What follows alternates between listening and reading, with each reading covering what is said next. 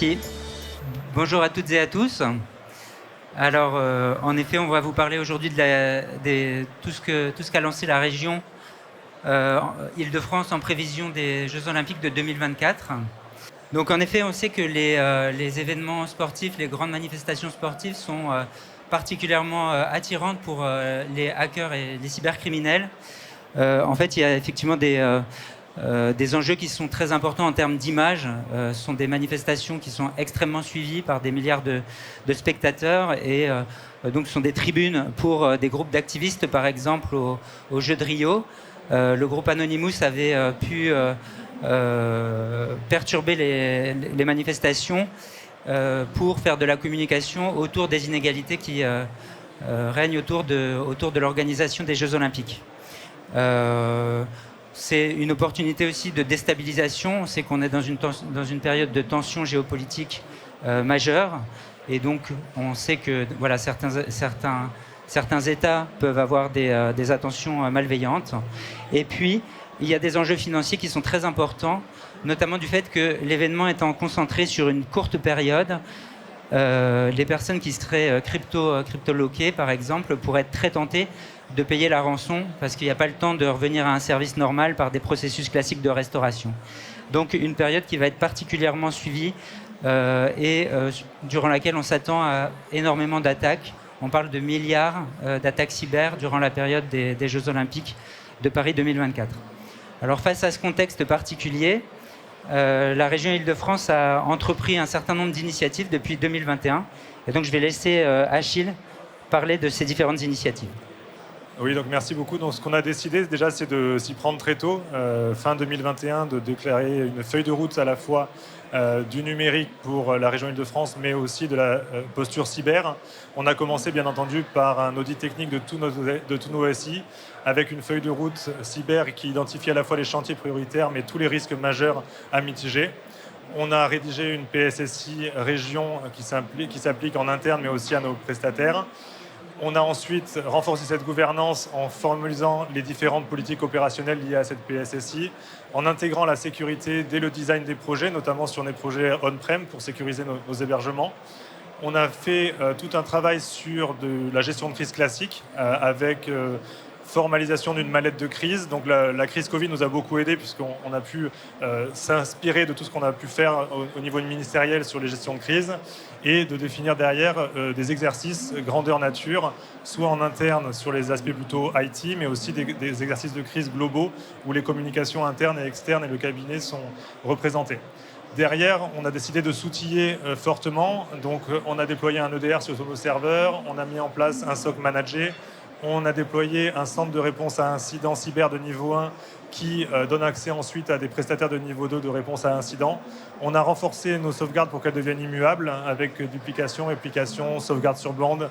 On a la capacité maintenant, avec un plan de reprise d'infrastructure, de redémarrer en moins de 12 heures tout notre SI sur notre data center de secours.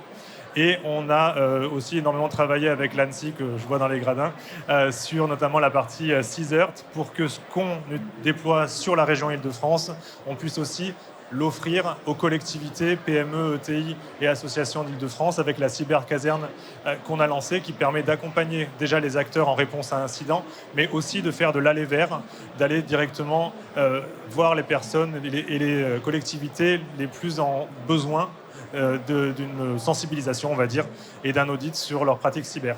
Et enfin, pour 2024, on a aussi rendu obligatoire des formations cyber pour tous les agents de la région. On a quand même 12 000 agents, dont près de 9 000 qui sont dans tous les lycées d'Île-de-France.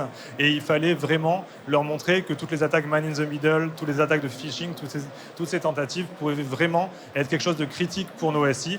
Et donc, on fait des exercices de phishing grandeur nature. Ils ont leur formation obligatoire. On a le SOC qui est aussi disponible pour les collectivités en centrale d'achat. Et donc, on a essayé d'avoir au maximum un environnement cyber à l'état de l'art pour, on ne va pas dire éviter les attaques, on va les prendre, on va en prendre beaucoup, mais au moins arriver à rétablir le système, rétablir le SI très rapidement, c'est vraiment notre priorité. Et un dernier point, c'est qu'on a aussi décidé des SI qui sont critiques de les laisser exposer à l'extérieur pendant la période JO, et ce qu'on peut tout simplement couper pendant les JO, puisque ça ne sert à rien de prendre un risque supplémentaire pour un SI qui sera peu ou très peu utilisé. Absolument. Donc là, on va zoomer sur deux initiatives qu'a portées la région justement pour protéger et pour faire monter en maturité l'écosystème de collectivités et de fournisseurs des Jeux Olympiques de Paris 2024. Parce qu'en effet, on sait que les Jeux Olympiques il y a à peu près 15 sites qui sont concernés, mais au total, c'est environ 70 communes dans la région Île-de-France qui vont être concernées par les Jeux Olympiques. En plus de ça, il y a un certain nombre de sociétés qui interviennent directement, une petite centaine en tant que fournisseurs pour les JO, mais quand on regarde l'écosystème global avec les transports, l'hôtellerie, tous les fournisseurs de rang 2, donc les sous-traitants, etc., de ces sociétés qui interviennent dans l'organisation des JO, au final, ça fait un écosystème de plusieurs milliers de sociétés qui vont être quelque part contributrices de cet événement et mécaniquement, ça crée une surface d'attaque qui est assez énorme et qui va permettre quelque part pour des attaquants de perturber l'organisation. Alors, le premier zoom qu'on propose de présenter, effectivement, c'est la cybercaserne qu'Achille mentionnait tout à l'heure et qui permettra de mettre en place un CERT pour certaines entités. Oui, donc là, c'est un schéma qui regroupe un peu ce que j'ai dit tout à l'heure avec les appels entrants sur la plateforme 6 heures de niveau 1. Donc, ce qui est intéressant de dire, c'est que le financement des appels entrants de niveau 1, que ce soit pour les collectivités, PME, ETI et associations d'Île-de-France, est pris en charge dans le cadre de la cybercaserne directement par la région. Que derrière, on a la possibilité, s'il y a besoin de remédiation, de mettre en relation avec des acteurs référencés de niveau 2. Pour les collectivités, il y a eu un marché, donc il y a 3 acteurs de rang 2 qui sont définis par le marché dans la centrale d'achat avec un nombre d'heures, 2 heures pour les incidents urgents et 8 heures pour les incidents moins urgents pour répondre aux besoins de la personne et donc avoir des prix au BPU qui sont intéressants pour la collectivité plutôt que d'aller en direct avec le prestataire. Et pour tout ce qui est privé et association, là, on a référencé à ce jour 17 partenaires qui peuvent être mis en relation suivant la thématique de l'incident. Pareil avec un BPU inscrit au catalogue, donc ça reste intéressant à la fois en termes de gain de temps et même en termes de gains financiers pour les acteurs. Ensuite, on a la possibilité d'appeler avec un numéro gratuit ou de contacter directement avec un formulaire sur la plateforme web qui permet d'être rappelé rapidement. Derrière, on a l'observatoire dont on va parler ensuite d'analyse des risques cyber des collectivités sur lesquels on va cibler les 300 qui ont le rating le plus faible pour aller faire de l'allée vert, d'abord de l'allée vert téléphonique pour leur donner leur vulnérabilité, leur pointer là où il faudrait faire des efforts. Et on fait aussi maintenant de l'allée vert physique. On va pendant 2 heures dans la mairie, dans la collectivité, avec les équipes du CISERT, avec mes conseillers sécurité ou mes RSSI, faire l'état des lieux de leur SI pour leur donner également des idées. Et l'idée derrière, c'est qu'on a un partage d'intelligence avec tous les autres CISERT régionaux en lien avec l'ANSSI et on fait le point toutes les semaines et ensuite tous les 15 jours avec l'ANSSI pour voir quels ont été les incidents subis par les autres régions et qu'est-ce qui peut être fait pour, en best practice, gagner du temps toujours parce qu'en fait, c'est vraiment le temps qui est vital dans la remédiation d'un incident cyber. Absolument. Merci Achille. Dernier point, parce qu'en fait, comme on disait tout à l'heure, il y a des collectivités qui sont également mises à contribution dans ce contexte et qui sont impactées par l'événement.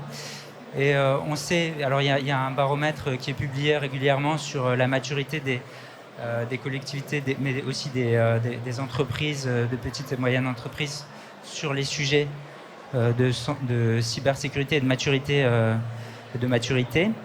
Et donc l'autre initiative majeure qu'on voulait mettre en éclairage cet après-midi, c'était le Dashboard of Cyber, donc un observatoire, Dashboard of Cyber c'est la solution, mais l'observatoire en tout cas des collectivités qui a été mis en place par la région. Achille. Oui, donc ce que je disais tout à l'heure, c'est des scans non intrusifs sur les expositions externes des collectivités. On va aller tracer notamment les vulnérabilités sur les IP externes, sur la messagerie, sur les différents protocoles qui n'ont pas été mis à jour, les problèmes de versionning, etc. Et ensuite, on va donc mettre à disposition ce rapport de la collectivité. Et l'idée, c'est de leur remettre un rapport 6 mois après pour voir si les actions qu'ils ont pu mettre en œuvre ont aidé à améliorer leur posture face au risque cyber. Derrière, on fait donc ce lien entre la région et les correspondants IT, RSSI des collectivités sur ce sujet. Donc je parlais du phoning et différentes formations et sensibilisations. On a également une communication assez régulière avec notamment les conseils départementaux de la région pour évaluer les risques de la menace cyber et avoir aussi un retour de leur côté sur ce qu'ils ont vu passer. Est-ce qu'ils ont vu passer des sondes, des tentatives, des attaques des DOS, des choses comme ça? Parce que nous, c'est très intéressant. On se dit très rapidement que si, par exemple, un département a été attaqué sur son site institutionnel, il y a de fortes chances que les collèges soient touchés.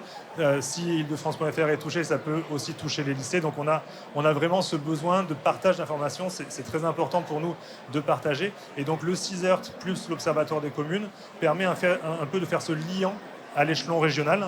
Et comme il y a des CISERT ensuite dans les autres régions, on arrive à mapper comme ça toute la métropole, mais aussi les territoires d'outre-mer. Et donc c'est quelque chose qui est pour moi vital. Et je conclurai en disant que donc il y a tous ces outils, il y a toute la stack technologique qu'on peut mettre, il y a les protocoles de gestion de crise à mettre en place, mais ne pas oublier qu'à la base, la faille principale, c'est l'humain. Ça peut être l'humain qui fait l'erreur, qui amène à l'incident cyber, mais ça peut être aussi en gestion de crise des équipes qui pensent être des surhommes et pouvoir gérer une crise pendant 4 mois d'affilée sans faire de rotation d'astreinte, sans avoir toujours un binôme, sans faire des cellules de crise et des sous-cellules de crise.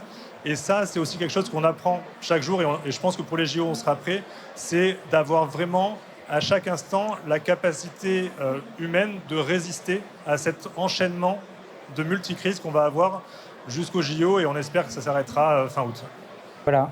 Et peut-être en conclusion, ce qu'on peut dire, c'est que de même que les Jeux Olympiques permettent quelque part de construire de nouvelles infrastructures, de faire développer le tissu économique de la région, on peut se dire que grâce à toutes ces initiatives, ça a aussi fait progresser la région sur le domaine de la cybersécurité. Il y aura un héritage, peut-être en termes de maturité cyber de l'écosystème régional lié à l'organisation de cet événement et à ses différentes activités. Merci beaucoup. Merci beaucoup.